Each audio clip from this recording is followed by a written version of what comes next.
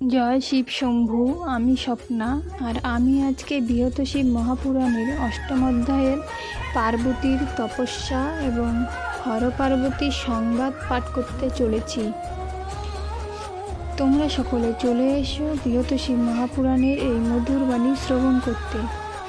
আজকের শ্লোকের চতুর্থ পাঠ থেকে পাঠ করব। তো শ্লোকটি হলো: সর্বা সামপি বিদ্যানাম ধৃষ্টনাম সদাশিব উচ্ছ্বাসরূপিণ বেদা দত্তাস্তু বিষ্ণবে পুরা। শ্লোকটির অনুবাদ হলো: কোন স্থান হতে তব হইল আগমন, কোথায় আশ্রম তব বলো এইক্ষণ, আর কোন স্থানে তুমি করিবে গমন, সকল প্রকাশ করি বলহ এখন। ভিক্ষুরূপী শিব কহে, হে গিরি দুহিতে, আমার আশ্রমপদ চাহ যে জানিতে। শুনো তুমি কহি সত্য, আমি যোগী বর, বারাণসী ধাম মাঝে থাকি নিরন্তর। বর্তমানে নানা তীর্থ করিয়া ভ্রমণ, অতঃপর পৃথুদকে করিব গমন। উমা কহিলেন, ভিক্ষু বহু তীর্থে গিয়া, আর পথে নানা স্থানে স্নানাদি করিয়া, কোন তীর্থে প্রাপ্ত হলে কোন পুণ্য ফল, শুনিবারে হইতেছে মোর কৌতূহল। আর তুমি পৃথুদকে করিবে গমন, কিবা পুণ্য তথা হয় করহ বর্ণন। ভিক্ষু কহে, হে তপস্বী কর অবধান, সর্বাগ্যে প্রয়াগ ক্ষেত্রে করিলাম স্নান।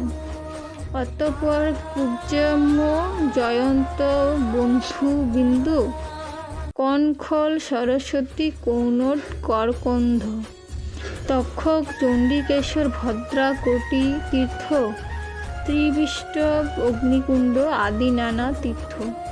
এইসব স্থানে গিয়া কামহীন চিতে, করিলাম স্নান আমি অতিশয় প্রীতি।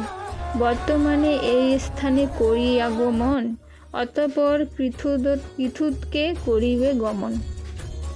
কিন্তু তোমা দেখি আমি হয়েছি বিস্মিত, পূর্বেতে এমন কবু না দেখি নিশ্চিত। তাই তোমা আমি এবে যা জিজ্ঞাসা করি, অকপটে উত্তর দানিবে হে সুন্দরী। তুমি দেখিতেছ আমি তপস্যা দ্বারায়, নিজ দেহ ক্ষীণ করিতেছি সর্বদা। আমার পক্ষেতে ইহা কর্তব্য নিশ্চয়, দ্বিজাতি গণের যাহা বাঞ্ছনীয় হয়। বাল্যকাল হতে তাই হইয়া সংযমী, নানা তীর্থে বিচরণ করিতেছি আমি। কিন্তু হে বালিকা, তুমি প্রথম বয়সে এমন তপস্যা করো কিসের লালসে। তোমার সম্বন্ধে তাই আমার এখন বিশেষ সন্দেহ মনে হতেছে পোষণ। যৌবন কালেতে নারী ভর্তার সহিত, নানা ভোগ সুখে সদা করিবে বাহির। কিন্তু তোমা দেখি আমি হও বিপরীত, ইহার কারণ তুমি কহিবে নিশ্চিত। তপস্যা করেন যারা লোক সাধারণ, ঐশ্বর্য সৌন্দর্য আদি করয়ে প্রার্থন। সেসব তোমার কিছু অভাব যে নাই, সকল বহুল রূপে রয়েছে সদাই। সুতরাং অলঙ্কার ত্যাজি কি কারণ, আপন মস্তকে জটা করেছ ধারণ। আর কি কারণে তুমি বসন তেজিয়া, বল্লকল ধারণ করো না পাই ভাবিয়া। ভিক্ষুবাক্য সমপ্রভা নামে একজন, পার্বতীর প্রিয় সখী কহিল তখন।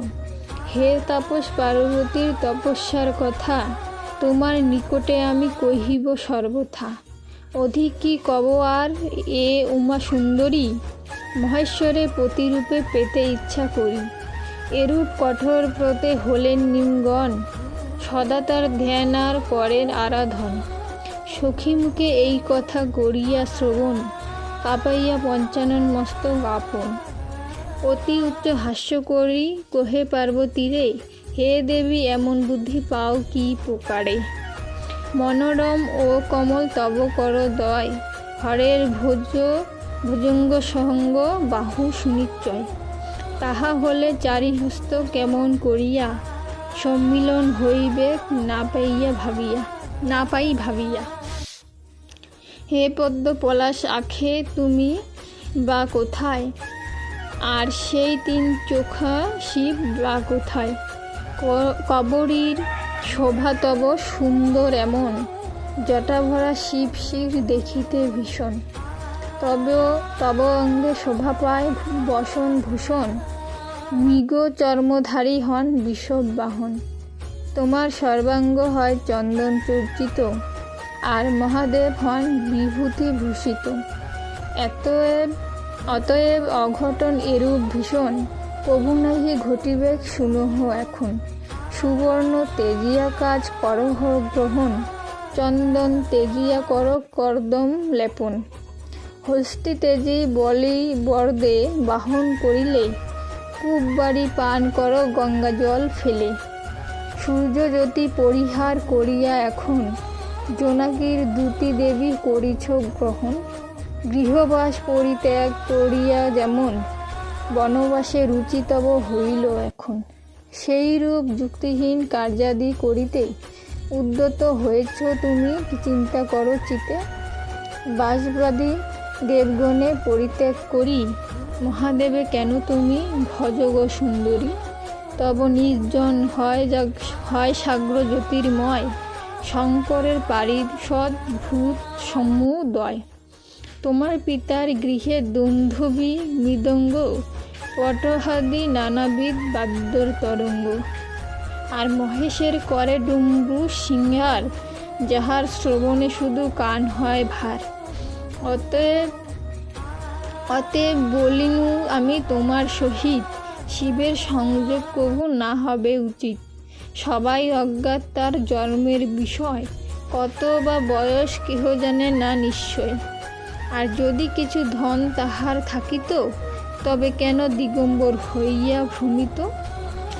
আজকে শিব পুরাণের অষ্টম অধ্যায়ে শ্লোক 6 অবধি আমি পাঠ করেছি, মানে শ্লোক 4, 5 আর 6 পাঠ, শ্লোকটির পাঠ আর কি 4, 5 পাঠ এবং 6 পাঠ অবধি পাঠ করেছি।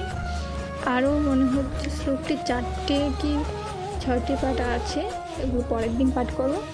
তো আজকে এখানেই সমাপ্ত করছি। সকলে ভালো থাকবেন, ধন্যবাদ।